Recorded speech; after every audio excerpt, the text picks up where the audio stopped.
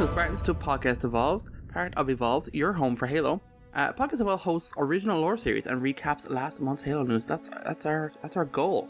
I'm your host today, David, and joining me is Aaron. Hi, guys. And Lucas. Hello, everybody. Today we are going to cover the fan-made cutscenes, the co-op previews and mods, lots and lots of mod talks. We actually have a ton of news at the moment, so fair play, Aaron, putting this all together. I didn't realize we had so much Halo news. I thought it was all pretty quiet and bad news, but this is actually pretty good. Before we get started, just to let you know, if you're new to the show, welcome. Herol Evolved is a host of a variety of shows. This, what you're listening to right now, is Podcast Evolved. We have a whole bunch of lore series doing different things, such as The Road to Halo Infinite and some character dossiers in there.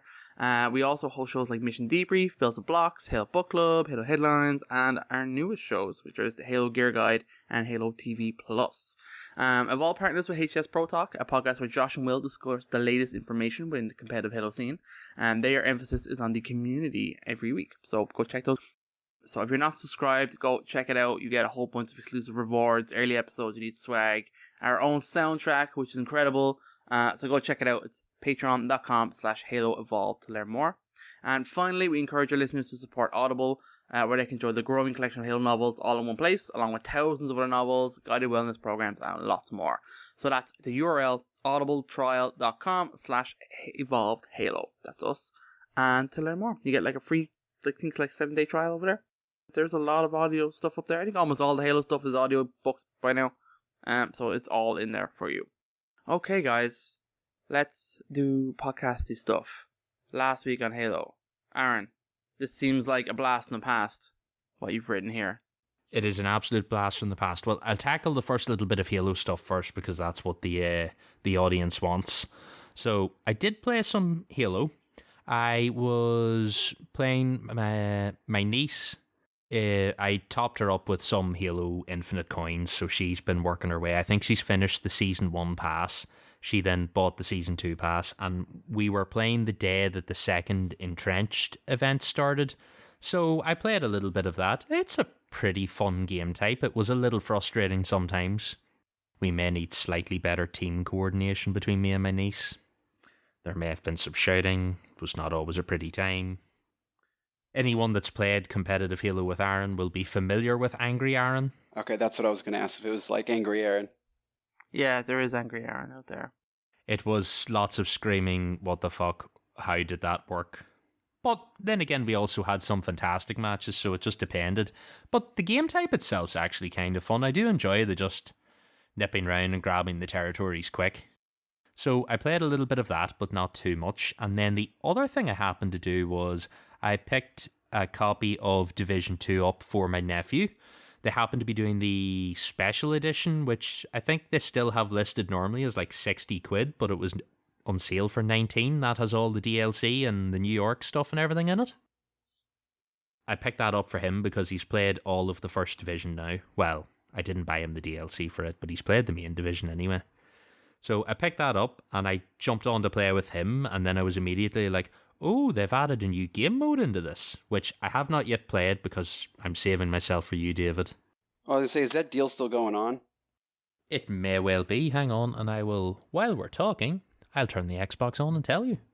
So the new game mode looks to be like a time trial mission almost. The goal is you have 15 minutes to complete a scenario and get as many sections of it done as possible. So it just looks to be like short sort of missions. There's a couple of different levels and stuff, so I have to like get a proper look at that. But it looks interesting. And then there was an announcement that I am afraid the full version is now back to full price. Bummer. As of the time of looking at this, 24 quid for just the standard edition, 65 for the Has Everything Ultimate Edition. Not on sale at the moment. That's a lot for an old game. Yeah, it is a lot. Although I suppose like you do get a lot of stuff for it, but still, I would have thought a better price cut because it still seems to be quite busy. Like even when I was playing it there on my own the other night, I was getting a lot of requests for help on missions, and if I put a request for help on a mission, people would jump into my game, and they were all pretty high level. Like it still seems busy enough, but they did announce that they're going to do like a year 5 of support for the game. Geez, it's already been 5 years. Christ. I'm all about that for now. Yeah, that's crazy. And then they announced that they're going to make a mobile version of Division. I saw that, yeah. Everyone's going to mobile. Like Call of Duty did it, and Battlefield's doing it. Rainbow Six has done it. Apex has done it.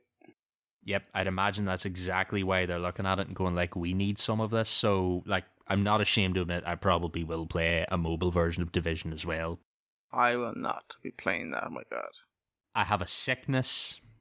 I will continue to play it. Apart from that, I haven't really been playing a lot of games at the minute. I'm just watching The Boys. On to the second last episode. I just watched Hero Gasm. That was an experience. I think I heard about that scene. Yes. So that was the thing I've seen now. I want to get that finished, and then I want to go and watch Stranger Things, but because they're all big episodes, that's more of a commitment. I have to do that. And apart from that, I haven't done a big pile apart from like die in the hellish heat that is here. For Halo, for me, it's actually been a frustrating 2 weeks. One day, just 2 weeks ago, all of a sudden, I launched Halo Infinite, and it would get to like the initial loading screen, and 2 seconds later, it would just crash, and I had no idea what was going on. So I tried restarting my computer, reinstalling Halo Infinite, and I tried installing it through Steam, and it was the same issue on Steam. So I was on Reddit, and I was Googling things and looking for things, and I eventually, what I ended up doing last night was I did a complete clean reboot of my computer. So like all my startup apps, like I disabled everything, and then I started the game, and it worked totally fine after that. Like that's all I needed to do, and my game runs flawlessly on both Steam and on the Xbox app. So it was something that during startup was causing the game to crash, and I really don't know what it was, but it works now, and I'm not going to try to figure out what's going on. I'm just going to keep playing Halo. So I played a little bit of the Entrenched thing last night with one of my buddies, and so that was fun. Yeah, and like you were saying, Aaron, the Entrenched game mode, it's fun, but it can get frustrating at times. So yeah, that's all I've really done. I like it because it's sort of a faster mode. Yeah, the games are only like 5 minutes. Yeah, but if you happen to be in the wrong place when the zones fall in, you can just be completely done in occasionally, because you'll be in a map and you're like, oh, the zones are spawning in. You look around, you go, oh, 2 of the zones are over on their side. They're already there, bugger. And then you're just like sort of falling behind a little bit. It can be hard, but it's also really great when you do get a good comeback and you like you're down by like 2 or 3 points and then you start winning and stuff like that, and that's always a very satisfying thing to get a comeback like that. David, what did you do? I have done very, very little. I've not played any of the new events or any of the kind of multiplayer stuff in a good long while now. I've just been mostly focusing on finishing up the campaign again for Mission Debrief, so we just kind of wrapped that series last weekend. So now I don't really know what I'm going to do, but I need to start playing some more regular stuff. I haven't played anything. I kind of recently moved into a house, and I literally have played nothing since I think we've come in here. You're going to play Division 2 with me. It's going to be like the old days. Yeah, I have that installed. I actually kept it installed the whole time. But I see it's getting regular updates all the time now, so it's always popping up my list. So I'm like, okay, I knew there was new content coming. Also, if you're listening, Tom, you're going to play with us. I sent you the link. I told you they're supporting it. You're going to play with us whether you like it or not. Absolutely bully Tom. 100%. I'm all about it. So other than that, I haven't done too much, and I've kind of been out of touch with a lot of the kind of Halo kind of news stuff. Like, so I'm very impressed with all the kind of stuff that's coming out, and like I totally forgotten Rubicon was coming, and it's actually really good, really, really close. So I'm very excited to get a new Halo book because it's been a good while.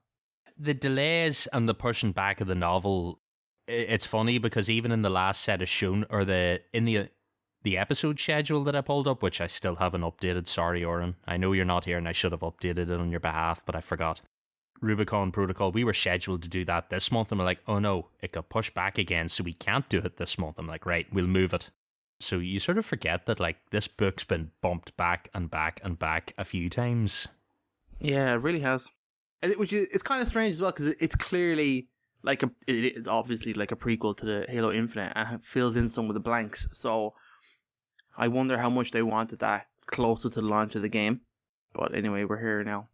It seems like they were trying to push it back and trying to allow people to play the campaign enough, and almost like it's like a spoiler-free zone, and then they drop the book. So that's what it seems like.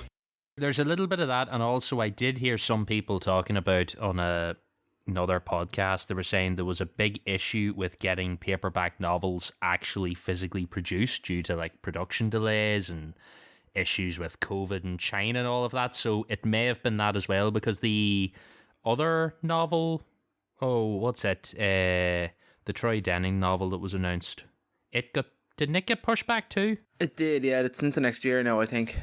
So I think there could be some of that as well, where they're just physically having issues getting things like printed and books made. I am also annoyed to find out I tried to pre-order a paperback copy today, and Amazon told me they won't deliver to my address, so I'm currently annoyed. I don't know why that's the case, but I'll wait and see whenever it comes out. Do you usually have that issue with Amazon packages? No, but since all the like Brexit stuff, everything's a bit weird here sometimes. I'll wait and see when it actually drops, if I can get a copy of it then. If not, I have a friend that works in the bookshop down in Cork. I'll get her to order me a copy and I'll just collect them the next time I visit. It's a long way to travel for a book, but I'll do that for Halo. But the only thing else I've actually done is I finished a TV show recently. I was way behind on that, but I finally caught up on the Halo TV show. I don't know, have you fully finished it, Lucas? Yes, I have fully finished it. Oh, yep, I'm fully up to date as well. What did you think? It was okay, to be perfectly honest. I thought that's about the strong as I can say about it. It was alright.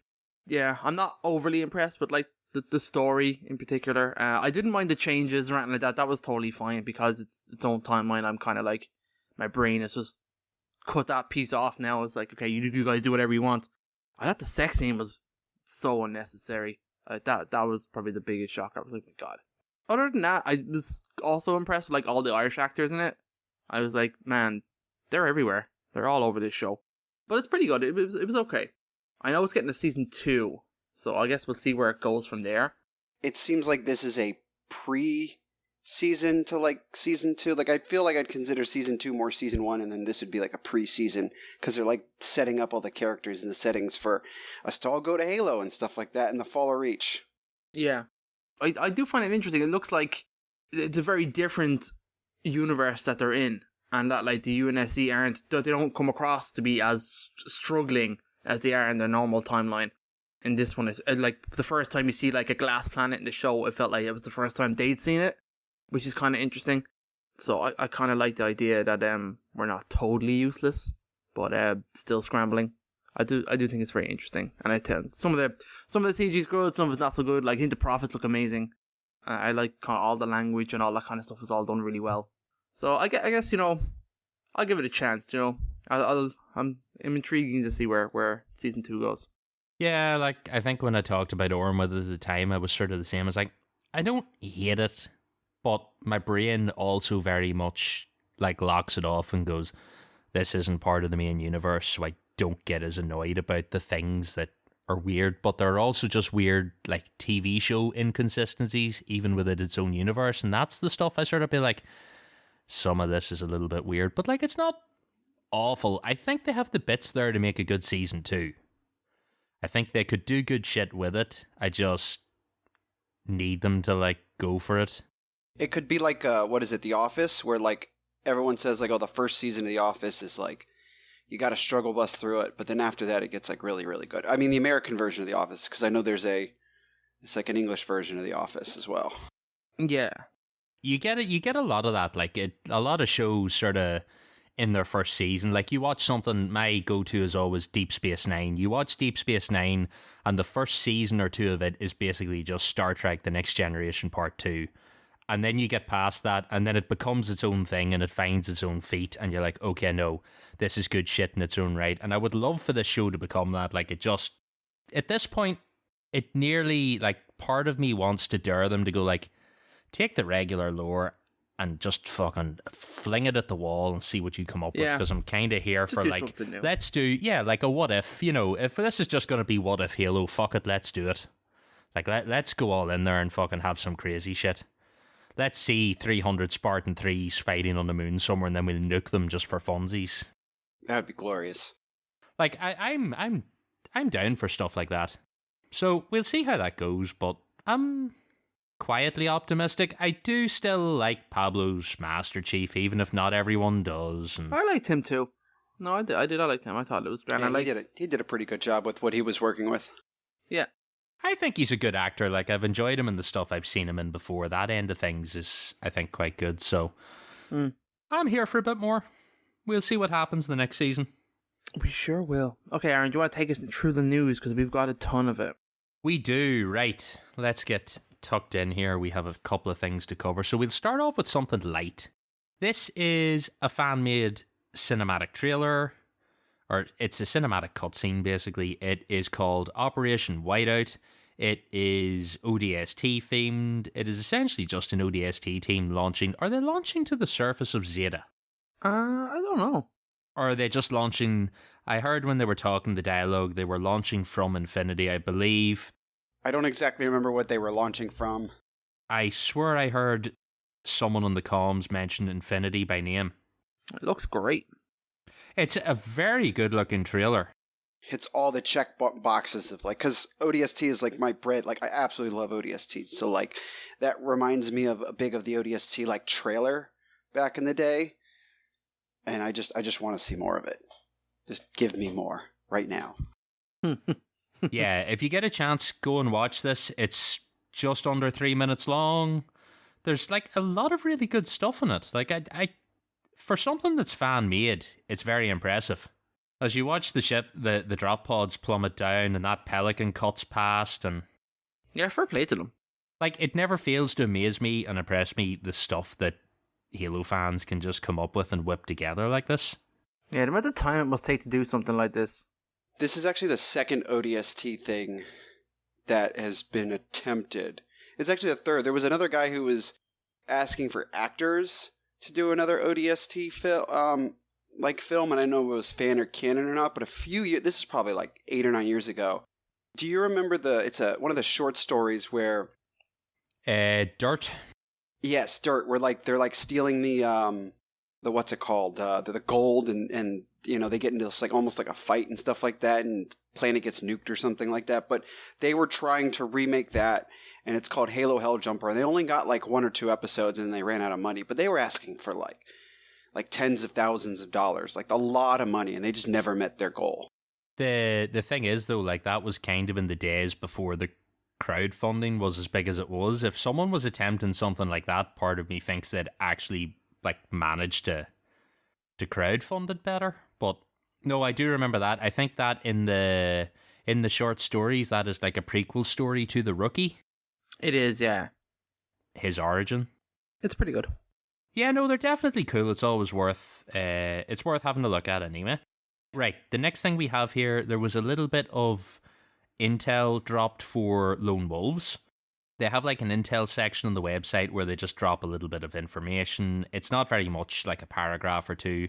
This little section basically just gave us how the scientists at, what do we call the base in the training levels? What is it? I just know it is the Academy. The Academy?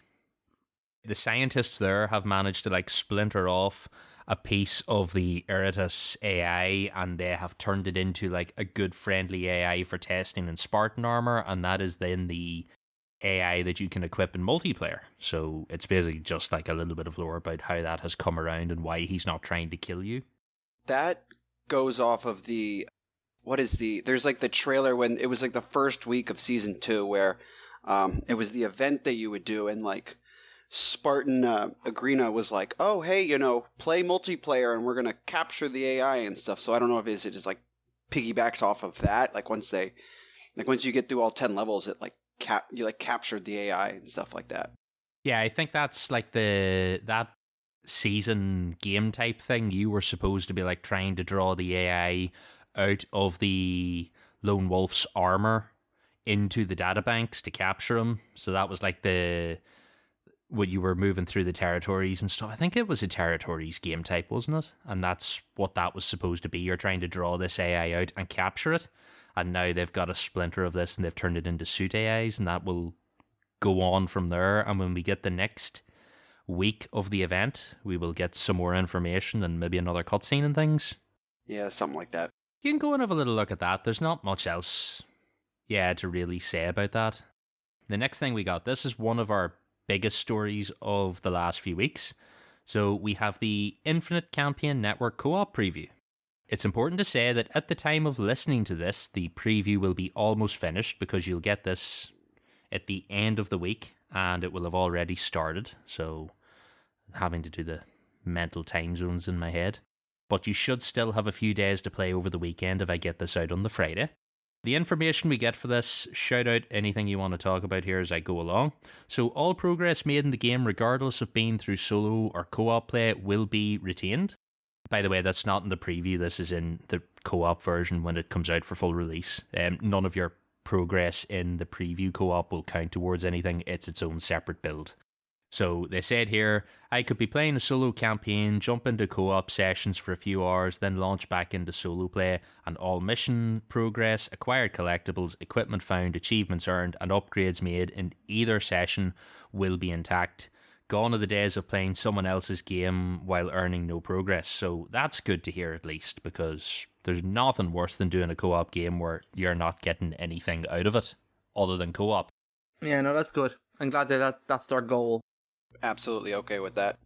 It's something I've really enjoyed when we've been playing Division 2, David, is that we can be in the same world and doing our own shit, and it all counts. Yeah. It's not a case where I'm joining your game and none of it benefits me, like we're still doing our own thing, so it's good that they've definitely done that. Next one here. When players join the fire team and choose their save slots to play, the game aggregates the states of all missions across the saves and sets up a world state in which all missions completed by all fire team members are marked as completed, while any missions not completed by all are marked as incomplete. They're basically saying that... here, hang on, I have it actually here. What this means is that any unlocks you find in co-op are retained in single player. So if you're having a really hard time collecting a skull, you can get it in a game with a friend. And if they collect it while you're in that session, you get it too. So basically, when they build a world, if you've completed all the missions and I've only completed half, the half I haven't completed will still be open in that world and we can complete them together and I can take that progress in. If you've already collected a skull and I haven't got it, it'll still be in that game session for the two of us. And if you know how to get it better, you can go and get it for me and then I'll have it. So that also is very good. So I have a question.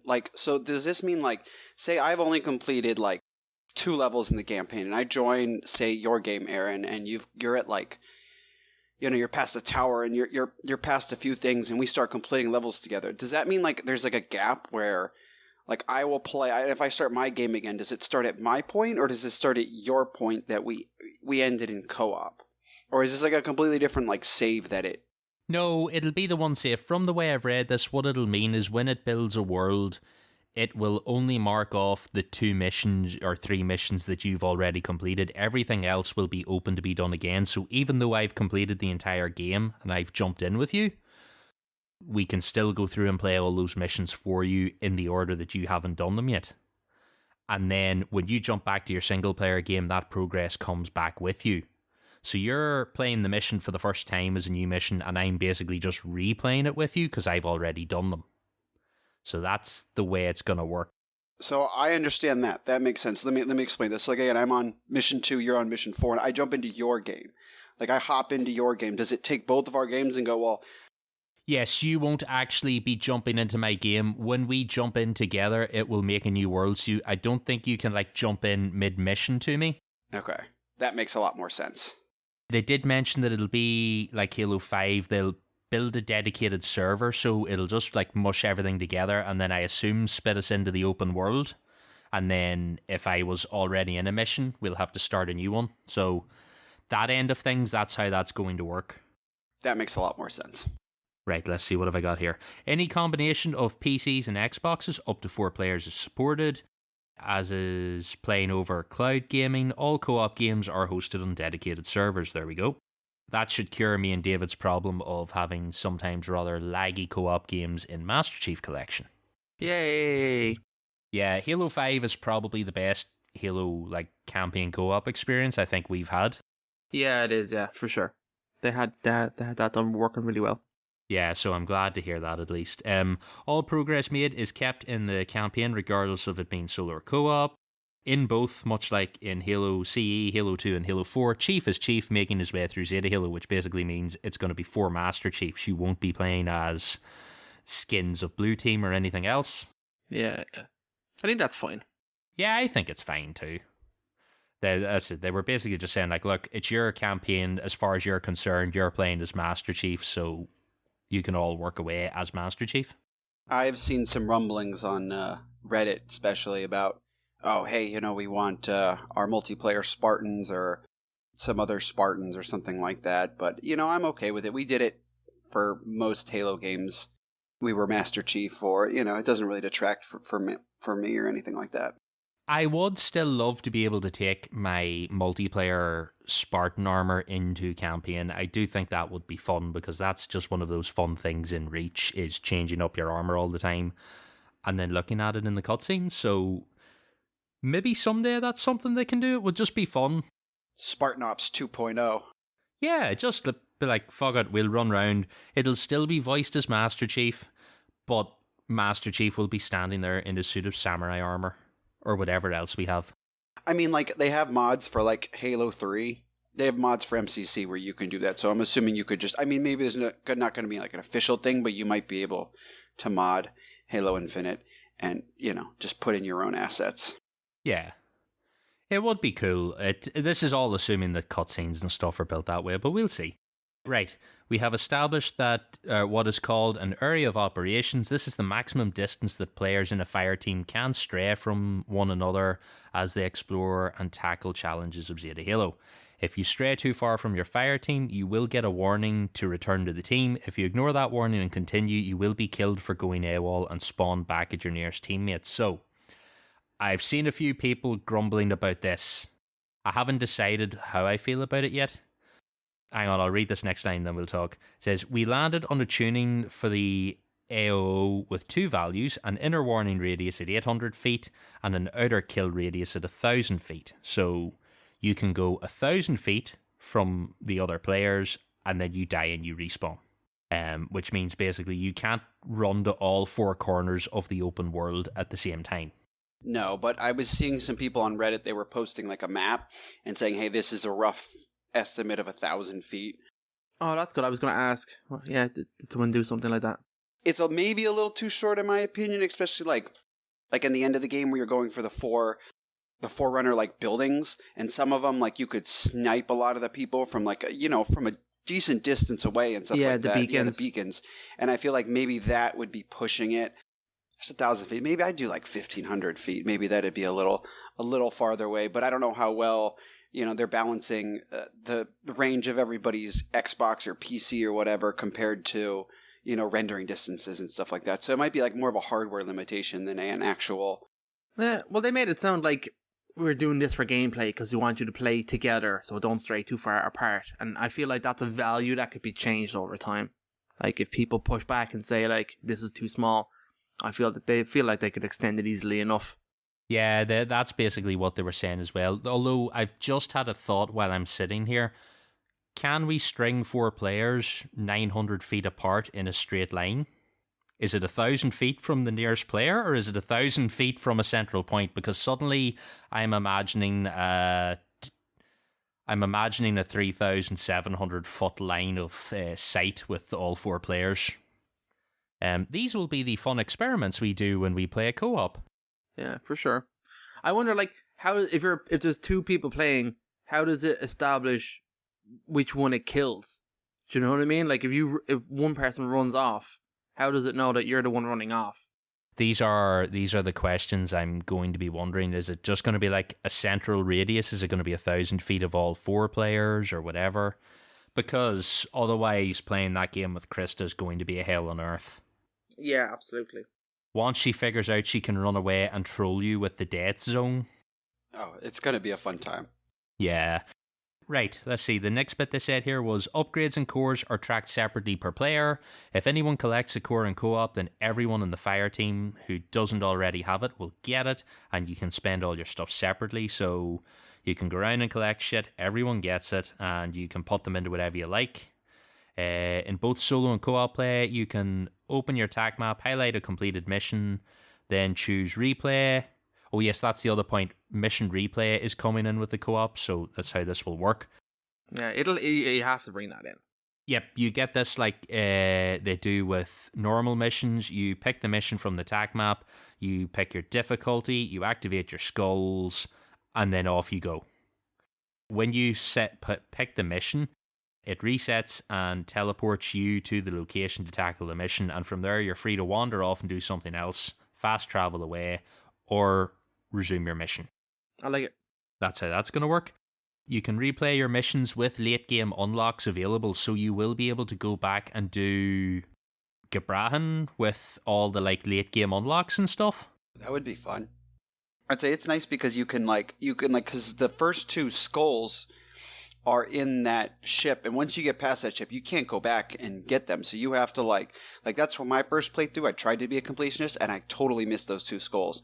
And it's like, well, I got to play the whole game again now, or like you just start it up again. So now that like you can go back and be like, okay, now I can just replay and collect those skulls and then just continue on. Like that's fantastic. And also like when you're in the foundations, to get the skull is kind of tricky with the grapple shot, but if you had the fast recharge grapple, it wouldn't be an issue. So suddenly you have a lot more flexibility in some of the stuff you can do. Also, fighting that invisible bastard in the tower would be a lot easier with the grapple shot, ground pound, and electrocution. The flighting will take place on the week of July 11th. As I said, if you're listening to this and it came out on the Friday, you have a couple of days left if you're an insider, but you probably already know that. If you're not an insider, sorry, you'll have to see if they do another flight or just wait for it to come to the final version. That's like tomorrow. Like I thought it was the 15th. I thought they were waiting a little longer. Nope, it is tomorrow. It's coming out on the Insider program. So if you are an insider, you can jump in and co-op with other people. Please remember, it's the Insider build, not the main build, so your progress doesn't carry over. You just have to work away. And that's pretty much it in terms of co-op. I'm glad to see the co-op finally coming. I just have to wonder, how ready or not ready were they for co-op when they launched this game, if this is what they're doing and this is how long it's taken? Like, what did they have? Well, didn't remember the whole Joseph Staten came up and said, hey, we're going to like stop focusing on, they're not going to stop, but we're going to shift our focus away from campaign or co-op and Forge and like focus on like finishing the game. Like that was that whole statement they made. I think it was like 2 months before the game came out. It was like September or October. And so, yeah, they were just trying to, like, get the game out the door in, like, the most polished way they could. And, like, they probably put co-op and Forge on the back burner until it went out the door. And then they're like, okay, now we can start looking at it again. Yeah, it maybe is just a case that, like, it sounds, everything they've said, apart from maybe the 1,000-foot radius, sounds promising. If you could just roam off across the open world, all 4 people, that would be cool, but it sounds interesting. I'm curious to see what way it works and what crazy stuff 4 players will figure out how to do in a game together. Yeah, and they're putting in new achievements as well, which is pretty cool. So I'm quite happy about that. Yep, anything that gives new achievements is always a bonus. Right, let's see, what do we have next? So, The Last Sky Marshal, Story Shard Part 2. This is the 5-part or 6-part lore series to go with the Fracture event in Halo Infinite.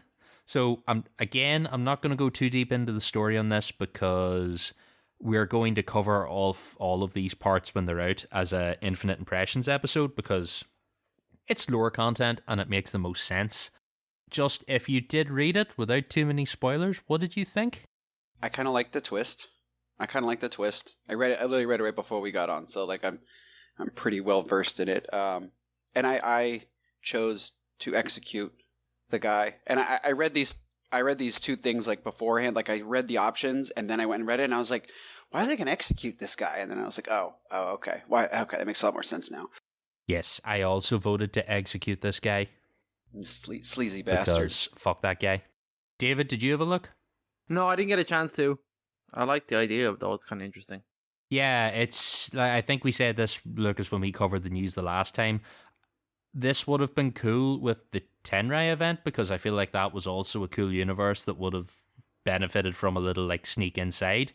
The part 1 is a lot bigger, but it is sort of like establishing the world, and then this part's a little bit shorter, so I'm curious to see where it goes. That's what we thought. The first one was going to be a lot of world building and stuff like that. The second one was going to be like, hey, we're more, story focused. The one cool thing, which isn't really spoiling anything, is they refer to like, and they keep using quotations of civilians, and like this whole universe, like civilians aren't really a thing. And again, it reminds me of a very Warhammer 40K, or even like you said earlier, Starship Troopers is like everybody's in this mode of like military mindset of civilians don't just like freak out and run around and stuff like that. They understand what they're doing. They understand when emergencies happen, what they need to do. They've been conditioned like they're all in the military. It sounds very much like this is a universe where humanity's never known peace. Like before the Covenant ever appeared, they've been at war and they've scarred the earth. It really seems like World War II kind of never ended. You sort of get that vibe the whole time. Also, it definitely sounds like the bad guys won, because we're using Star Zeppelins. Sorry, David, there's a minor spoiler. Yeah, it's interesting. I'm curious to see where the next section goes, and fuck that guy anyway, that's all I'm saying. Right, next up, we got a preview for the Rubicon Protocol. So, we have the first chapter, which is 20 minutes on the audiobook. They also have the chapter on the website. You can go and have a look or a listen. I chose to listen because I no longer read. We only consume books in audio form. Boo. Yeah, I'm with Aaron. I'm with Aaron on this. You're a listener now? It is nice to hear Scott Brick's voice again. I thought that he was back. No, I didn't get a chance, but you guys can talk away if you both have. I'll not go too into it because it's the first chapter. Maybe people want to save themselves. There's only a couple of weeks to go. I think this book is out on August 9th, so we've only got a couple of weeks until then. It was a good listen, like you said. You hit play and I go, it's Scott. And then I immediately settle into Halo. And I was quite happy listening away. But it ended a little, I feel like, again, it's only like the first chapter, so it ends a little short. You're like, I feel like I need some of this stuff almost needed to be in Halo Infinite. Like some of this, stuff going on the Infinity and stuff like that. And I'm like, I would have loved to have known this. I feel like that's how I'm going to feel about this book overall. I feel like I'm going into it. I'm getting that feel too. I do have the feeling that I think this book was destined to be an accompaniment to Halo Infinite that came out a few weeks or a month after launch, but then for various reasons ended up getting bumped back and back and back because, like you said, it leaves a weird gap in the lore. And I'm curious to see if we get answers to questions that we didn't get in Infinite, like what happened to the Infinity? Will we get any of that? Will this all be just following the people on the surface of the Halo? And then how does that tie into all the audio logs and stuff that we get? What surprises will there be in this? Will we also find out what happened to Lasky and Palmer and everyone else? Is this going to be a flood situation where we find out that they've been shacked up on another part of the Halo the entire time and we just don't see it in the game? I'm excited. No, I'm looking forward to it. It's going to just be nice to sink my teeth into a new Halo book. Yes, because I have been running out of audiobooks, and I've been trying to go through other avenues and stuff, and it's like, man, it's been... When was the last Halo book? Like, it was that was the fall of... Not the fall of Reach, when they went back to Reach? Shadows of Reach? Shadows of Reach was the last one, and before that was Last Light.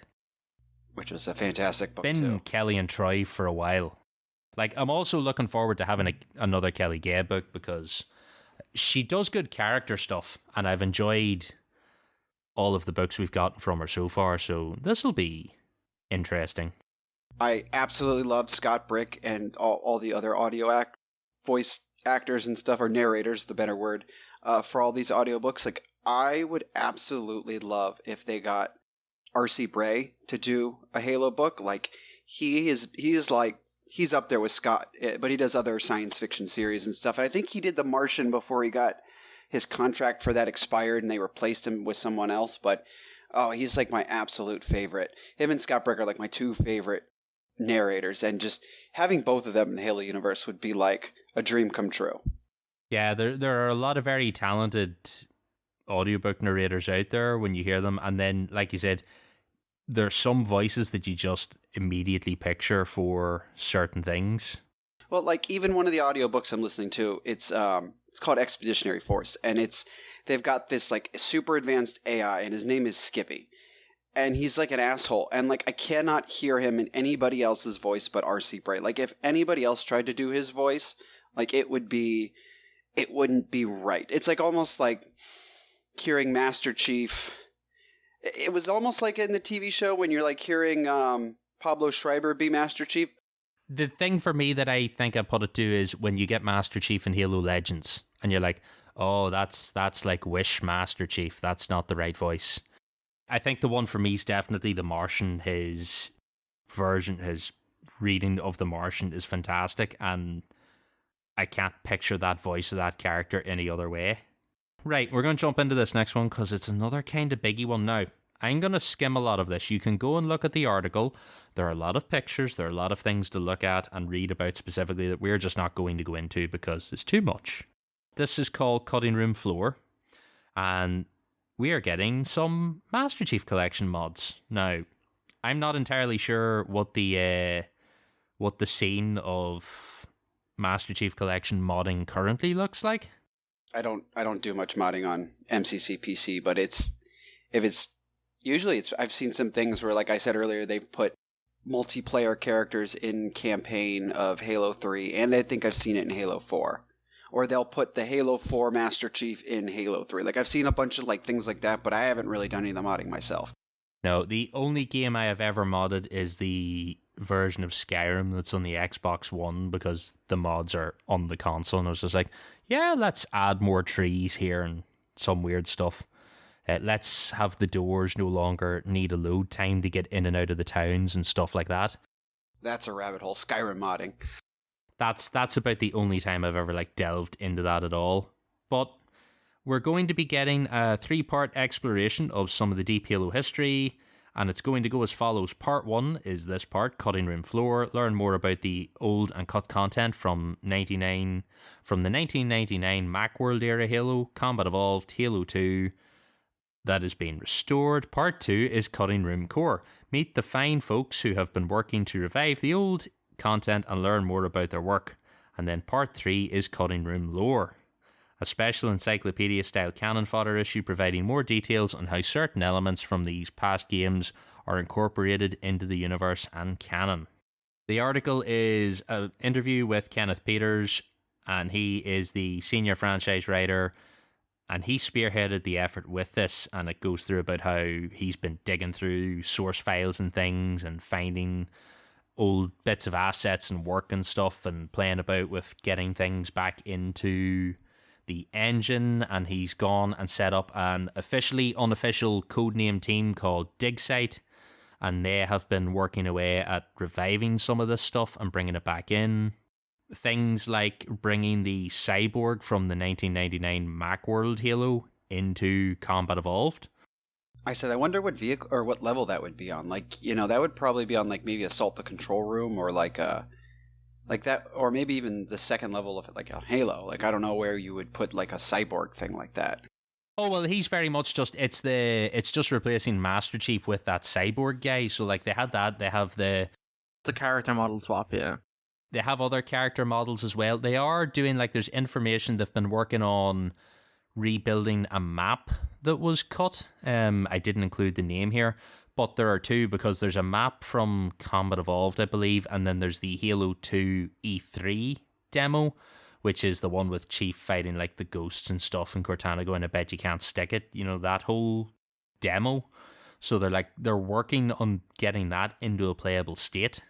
There's a whole load of stuff here, like they've got characters, they've got wildlife, Covenant and human vehicles. There's like I forget the name of it, but like a precursor to the Hornet. There's a stealth tank.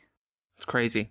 Just all these things that never made it into the games that we'd heard about over the years. And like they've basically said, there's tons of data out there that has been lost to time because stuff never survived the transfer from Bungie to 343 or got corrupted over the years, or in some cases, people just took the information with them when they left. Like, you hear about shit like that all the time. There was I'd say that happened in not Master Chief Collection, Mass Effect Legendary Edition, where they couldn't port the the Pinnacle Station DLC into the game because it was like a third-party developer made the DLC and they lost all of the files. But they actually made, like, modders made a mod for that. And so you could, on PC at least, you can get the mod and just put it back in the game, and it runs just fine. Yeah, I remember listening to years ago, the Giant Bomb guys were interviewing someone. It might have been like one of the E3 episodes, and he was talking about back in the day he was at a studio, and he just like copied all of the source files onto hard drives and hid them in the false ceiling of the office and was like, just gonna put these here. And then eventually left the company and was like, I bet you those source files are still sitting on those hard drives in that false office roof space somewhere. And you're like, people have shit all over the place. Like when Marty O'Donnell was going through his like crates of stuff there a while ago and like posting all these things online, you're like, how much shit does Marty have just in boxes marked junk or something, you know, that people just took home with them and thought, oh, this won't be important. And then one day you turn around and something like this is happening and they're going, I believe Kenneth at one stage thanked Marcus Leto for like digging up some files and stuff that he had just like lying in the house. So you never know who takes something home with them and just happens to have something stored on a drive somewhere. But a lot of this looks to be quite interesting. You can go through and read the whole thing. One thing to read out here for those only interested in new maps, characters, and assets. We will also have plenty to excite and delight. As with any big project, we need to be careful of being realistic in our goals. So to keep things organised, we're focusing on 2 areas. Pre-release Halo, Dig Site Alpha. This is content related to Halo from its earliest origins as an RTS up to material cut from the retail release. That does mean we are revisiting a few things that were restored in the PC port using more of the original source files, looking at new flamethrower animations. And then there's going to be Halo 2 development, and that's Dig Site Delta. Sophomore release in the original Halo trilogy had a complicated development, and while we don't have every iteration of the work in progress builds, we do still have a wealth of cut material. Halo 2 especially is infamous for all the stuff that didn't get finished because that game came in hotter than a pelican trying to land backwards on fire. Messy. Did they like restart the whole game like a year before it was supposed to release? They were on a deadline, things were cut. There was originally never going to be a Halo 3. The Ark was actually going to be the site that became the portal generator in Halo 3. That was going to be the final mission, was you were going to fight your way to the Ark on Earth and defeat the Covenant, like all these different things. So there's potentially so much shit out there. Maybe we'll get that Warthog run that was supposed to be in Halo 2. Warthog? If you go on YouTube, there is a Warthog run. It's like between when Master Chief leaves Cortana and he flies into the Prophet's like ship, Forerunner ship, there's like a Warthog run that like got cut at the very end. And so you can look it up on YouTube and stuff like that. And it's not a great Warthog run, and that's probably why they cut it. But there is one, so maybe they might bring it back. I don't know. Yeah, like there's a lot of things like that. I remember them saying, is it in Halo 2 when you're on Earth that at one point they were going to have, like, I don't even know if it's ever been made, but they talked about Chief using the Scarab at one stage on that map or something, like instead of just the fight that you have on top of it. There's all sorts of things that we might get. One of the screenshots I saw had the mongoose for Halo 2. Okay, I didn't see that. I didn't see that picture. It'll be cool to see what they dig out of this and what they can actually get going. It's like everything, it depends. They said as well, like they have assets from the RTS version, but in some cases they'll just have an asset of a vehicle with no information on what it was doing, no programmed weapons or anything else. It'd just be like, this is what we have, a model for a vehicle that looks like a big hand with claws. It'll take a while to figure out if this is anything useful or anything else. So I'm looking forward to it. One of the things they found was called the Piggy, and it was a tiny go-kart sized warthog. I love it. The piglet. So, like, loads of things like that. Like I said, lots of information on characters, maps being worked on. The main thing that caught my eye is the Halo 2 E3 demo. They were talking about how basically you'd have to play that in the scripted fashion, and they're still working on it because they said, surprise, surprise, or shockingly, some of the things in that demo are complete smoke and mirrors. And you're like, oh. Having learned more about how the games industry works since then, I'm not surprised. I do remember, I think like they found that demo a couple of years ago, and there was a blog post. I can't remember if it was Frank O'Connor talking about it or Jeff, and they were basically saying like, no, you've got to play it exactly how the scripting needs you to play it, otherwise it just breaks. I remember that. It might be the case of like that again, but I'd love to get a look and just touch and have a go at that stuff, because it's all Halo history that we've seen and like never got the chance to experience, and it's rare to get surprised from a game as old as Combat Evolved. Absolutely. All right, we have one last article here, and then that's all of our news for this week. The last thing here is that Paul Burton joins 343.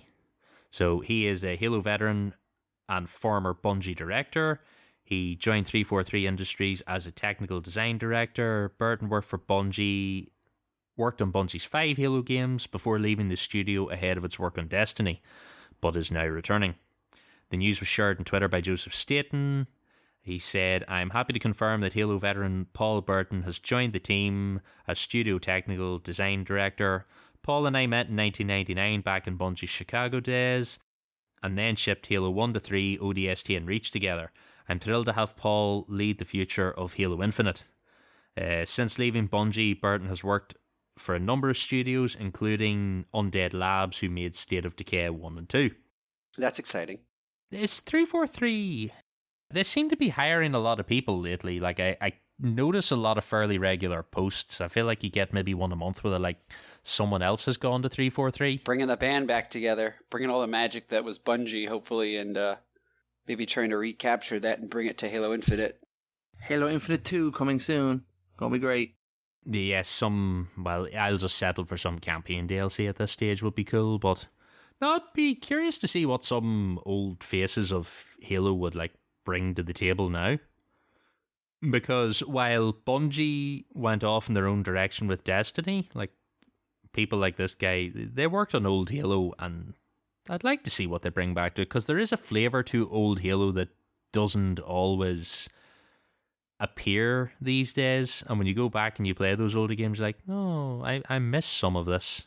And I mean, you see that in other parts of the industry too. Like that's big in with Battlefield as well. Like all the people that made like Battlefield, Bad Company 2, 3, 4, and 1 and 5, like that were on that team for years, like all left. So like all the people that work at like 2042, most of them are like new faces and new ideas and stuff like that. So like Battlefield 2042 was such a huge flop, and I think it has to do with the vision that all these new people had just is totally different than what, you know, Battlefield has been for the past 10 years. And I feel like, and Halo hasn't been a flop like that, but you can definitely see the new people have different ideas compared to, you know, a lot of the Bungie ideas that worked really, really well in the past.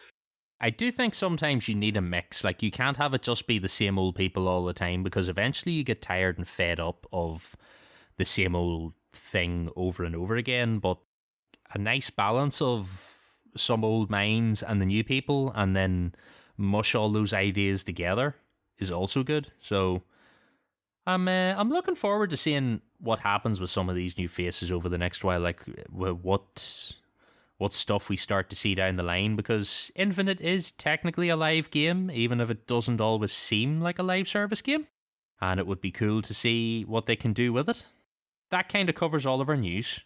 So we have the Community Evolved section up next. Lucas, you're going to take us through this. I plucked one of your Monday questions. So I will just say this right now. Every Monday, I do what's called a Monday meeting where I post a question for the community. So if you would like to be, and it's on the Facebook, so if you would like to be involved in that question, it's usually around 10 o'clock in the morning, Eastern Standard Time.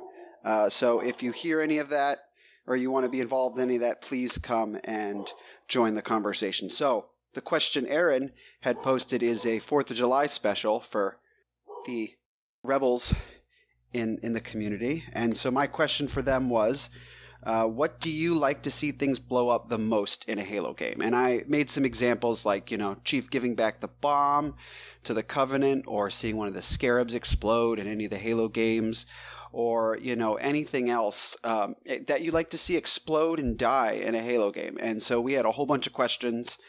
So the first comment we got on Facebook was Manny, and he said the Needler in the Halo TV show, unexpectedly terrifying. And I would agree that seeing a Needler combine in a Halo TV show was fantastic. He got a reply from Daniel, and he said, that was honestly one of the things I did love about the show. I felt kind of cheated when the stern headmistress of Corbulo Academy blew up off camera and forward onto Dawn when she got blown up by the Needler. And I would agree that, and that was probably a budget thing, but, they put it in this TV show, and it was fantastic to watch. It was awesome.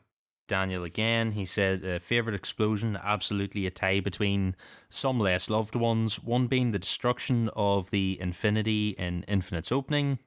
Though we don't see it all, it was frighteningly effective. The other one is the move bitch moment when the Infinity plows through the CCS cruiser, and that is the opening cutscene to Spartan Ops, which is fantastic. Yeah, that's a really good shout out. Oh, that cutscene is fantastic. Yeah, Alan replies and says, I love that scene where it plows through the cruiser, just absolutely mows through it like it wasn't there, totally turns the tables from when the Covenant would demolish Earth ships. And yeah, it just, in one scene, it absolutely sets the stage and goes, nah, the Infinity is a force to be reckoned with. Humans are not as buggered as they used to be. I totally agree with that. Nathan next says, the UNSC frigate being destroyed in Halo Reach at the end of the tip of the spear was terrifying. Yeah, that was a big moment for sure. When you take down the jammers and then the cruiser comes in, and then out the frigate even, and then immediately gets like wiped out. It was like such an uplifting moment of you fighting back, and then it immediately turns into a devastating loss. And it was like, oh crap. That was really good. And then Daniel replies, I think that was the moment where I stopped being high on ass kicking and remembered what planet we were on, which is a good comment. Yes, always remember Reach. Always remember the Reach. Okay, so next we have Matt, and he says the Malta from Halo 2. It's devastating the first time you see that.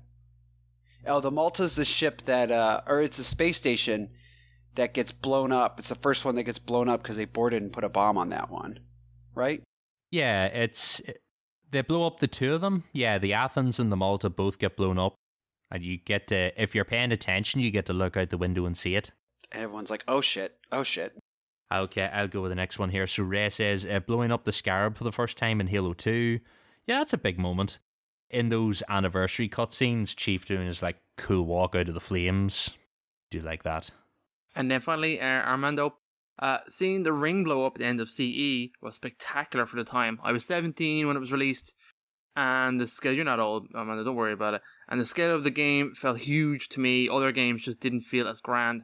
So after experiencing what felt like this massive world for 20 hours, watching it blow up felt really epic.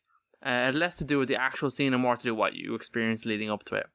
I'd agree, that is a pretty cool moment. I mean, it's the largest things we can blow up in a Halo game is a Halo, and seeing it do that is pretty cool. Yeah, it looked really pretty. Does anyone have any explosions they want to talk about before we bounce on?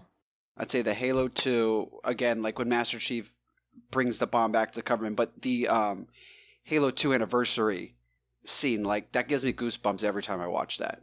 It's fantastic. It's absolutely fantastic, yeah. Oh yeah, it's like so good looking. The only one I can think of is in ODST when you come out of the reserve and you crash the Warthog, and then the drone crashes into it. Just as he's there in the cutscene, he's like, God, please tell me if you don't want me to fly again today, and then the drone explodes, and you're like, oh, right, okay. That's a good sign. A little comedic timing for an explosion's always good. What was underwhelming, actually, in ODST is the explosion of the Oni building. Yeah, that's true. You thought that would be much bigger. Yeah, given the amount of explosives they had tied around it. Also, like, the bridge exploding's actually quite like, oh. But suppose we can't have it all. No. Right. David, Evolve Digest, and then we will bounce. Alright, we're almost done, people. What's happening to us? So, Podcast Evolved is still doing kind of Infinite Impressions, so various topics relating to the ongoing support of Halo Infinite's campaign and multiplayer. So our last episode was Memory Agent, and our next episode is Halo PC versus Xbox. We have Mission Debrief, so that's a deep dive into the Halo games campaign, mission by mission. So the last one is released just Friday gone, Silent Auditorium, or Auditorium, if you will. It's the last mission in the game, obviously, and we're doing one more episode, which is in the can, so it needs to be edited, is the recap. And after that, we'll be going on a little bit of a break, as you can imagine, as we don't have any other Halo games to debrief. Builds of Blocks still go ongoing, so that's centered around the action figures and brick-based construction sets. So the latest was the Rich Archberger interview, Toyline product manager for 343, and they don't have a next episode next on the schedule, but there's always more content there, don't you guys worry. The book club is recording next week, which is Lessons Learned, which is from Fractures, if I believe, which is pretty good. It's an awesome little story. The Rubicon Protocol will obviously be the August book club once that gets launched, so hopefully no more delays there. Finally, HCS Pro Talk, Joss and Will, like we mentioned at the top of the show, are all in on the competitive Halo scene. So they did a recent episode of Map Legends, and then they're doing inside the Halo Championship Series, month of 2022. So they have like a clip. There'll be a clip here, probably something to put in for them, maybe. I'm not sure. We'll see. It's pretty good. There's a clip. And the clip, awesome. Hello, Podcast Evolved audience, and welcome to Inside HCS, your monthly recap of all things Halo esports, presented by us, none other than HCS Pro Talk, your weekly Halo esports podcast. For this segment, we'll be recapping the HCS news and competition from the month of June 2022. But before we get into the recap, Will, let's begin with what we always do, with a little introduction into what exactly is the HCS. Yes, Josh, the HCS, or Halo Championship Series, is where all official Halo competition lives under. The 21-22 HCS season is now in Split 2, and for a complete breakdown of the timeline for official events around the world, please see the HCS 21-22 season reveal article over at Halo Waypoint. If you want an easier-to-digest blog post outlining everything about the 21-22 HCS season, Maddie Rums of Noob Combo has published one over at noobcombo.com. For all major announcements from the HCS team over at 343 Industries, please make sure to follow their Twitter account at HCS and their official YouTube channel by searching for Halo Esports. Josh, June was a packed month in terms of news around the competitive Halo scene. Let the listeners know what happened. Well, Will, I'd like to start this out with something I ask you on our show. Will, what do we got next? Roster Media! Ooh, feels good. Feels good. That's right. We have a little Roster Mania recap for you that have happened over the month of June. So from the North American region, Space Station Gaming has dropped Rami. Xset drops one of the greatest players of all time. That's not true. That's a joke. In Kratos. Boo Boo Dupo enters free agency from FaZe, and Envor enters free agency from Fnatic. And then in the EU region, Navi drops Respectful and picks up Mighties, and Ascend drops Shady and picks up Respectful. And if there's going to be a little hint as to what happens in the future with that Ascent roster, let's just call it the Respectful Revenge Tour. And we'll get to that later on in this segment. The Halo Infinite Drop Pod update. The Ranked Arena matchmaking playlist is now unlocked by completing 25 matches and other non-ranked playlists. A new Fireteam Competitive Skill Ranking, or CSR, limit has been implemented for ranked matchmaking, and thankfully, enemies can no longer be pinged when a wall or another obstacle is blocking them. A direct line of sight is now needed to ping an enemy's location. So yes, that bug has finally been fixed. Next up, we have members leaving the HCS Grassroots. Trunks and Ishii have officially announced their departure from the HCS Grassroots program, citing issues with the game and not having fun while playing it. Makes sense. Next up, Recharge was broken, but it's now fixed. So an exploit was found within the geometry of the pillars on the map Recharge. Due to this exploit, players standing on the pillars would not take damage when being shot at. As a result, the map was removed from matchmaking while a fix was being worked on. That fix has since been released to the public, and the map is back within the ranked and competitive rotations. Next up, we have the Halo.api is shutting down. If you want more information on this, highly recommend listening to our episode 242, which is releasing the week we're recording this segment.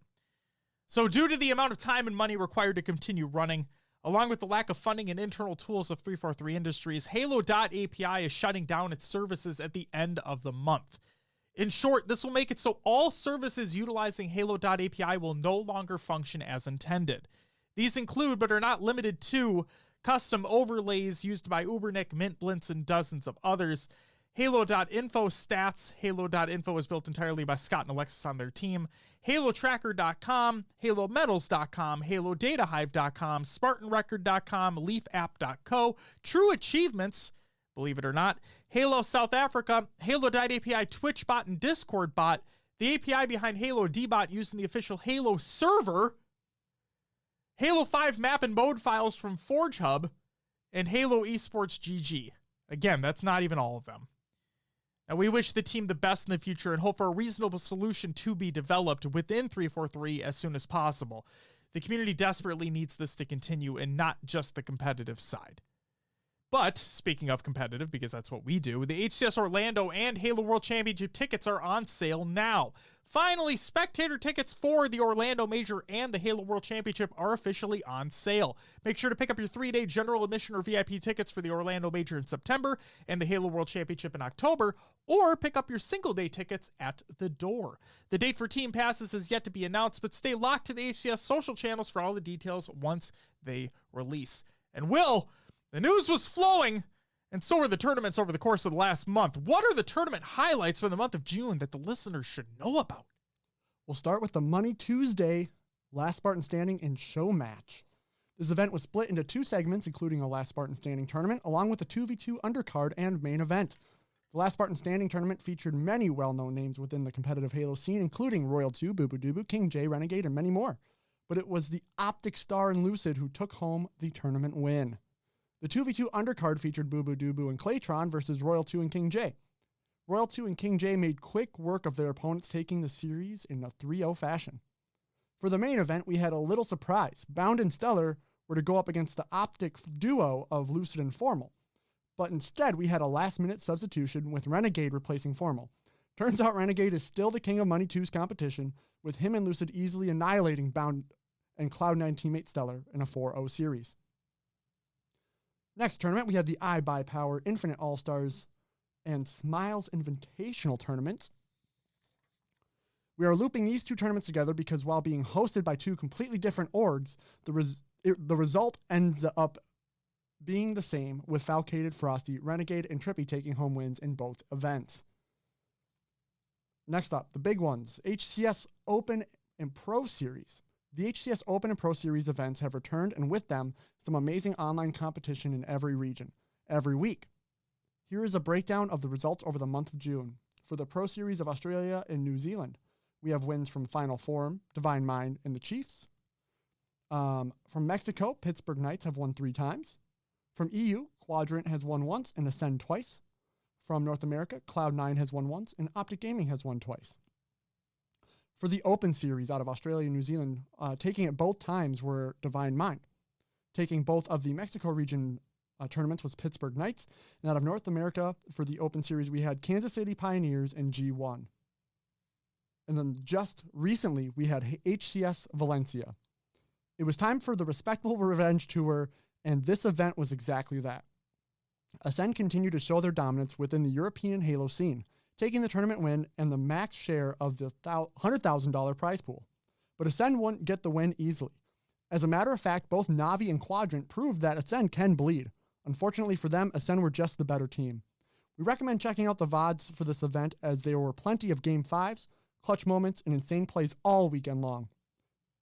Josh, with the EU regional event in the rear view, that must mean it's another region's turn for their shot at the big stage. What do the listeners have to look forward to in the month of July? Well, the Pro Series events have come to an abrupt conclusion. The Open Series continues for each region while we lead up to the Orlando Major in September. Qualifying events take place each Sunday, where the top 8 teams are decided from each region. Those 8 teams will then compete in their region-specific Open Series final throughout the week. These tournaments are a perfect way for teams to get some practice in while we all wait for region-specific super tournaments, the Orlando Major, and the World Championship.